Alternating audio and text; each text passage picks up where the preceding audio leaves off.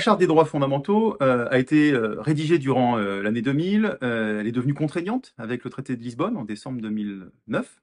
Et il s'agit de l'instrument de protection des droits fondamentaux de référence au sein de l'Union européenne. Donc c'est un texte qui a été pensé pour synthétiser, rendre visibles les droits qui sont protégés au sein de cet ordre juridique.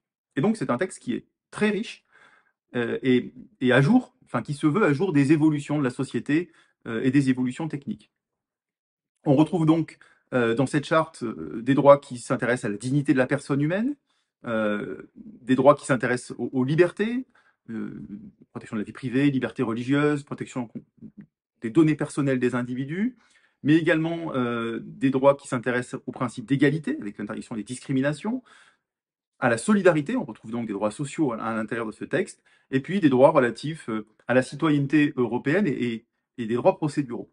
Donc cet instrument de référence fait partie du droit primaire de l'Union européenne, et donc il va contraindre les institutions de l'Union européenne, mais aussi les autorités nationales lorsqu'elles mettent en œuvre le droit de l'Union. Et donc de ce fait, ce texte concerne au premier chef les juridictions nationales, les juridictions françaises, qui sont les juridictions de droit commun de l'Union européenne.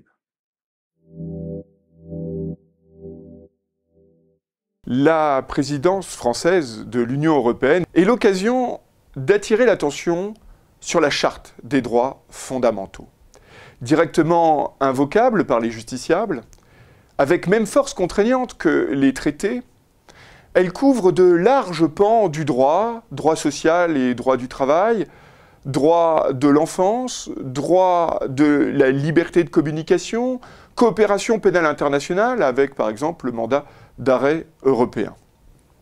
Il est donc essentiel de former les magistrats, mais aussi les avocats, plus largement, les professionnels de la justice à son utilisation. D'abord, parce que la charte est méconnue, alors que cela fait plus de 10 ans qu'elle est entrée en vigueur. Ensuite, parce qu'elle n'est pas toujours facile d'application. Il faut savoir quand l'appliquer en fonction des champs du droit de l'Union européenne. Enfin, il faut aussi saisir son articulation avec les autres normes fondamentales, la Constitution et la Cour européenne des droits de l'homme, qui sont désormais de pratique habituelle, la QPC, le contrôle de proportionnalité. C'est pour toutes ces raisons que l'École nationale de la magistrature, avec l'Université de Grenoble et l'Université de la Sorbonne, propose une journée d'études afin de rendre plus visibles, selon la formule du préambule de la Charte, les droits fondamentaux qu'elle promeut en Europe.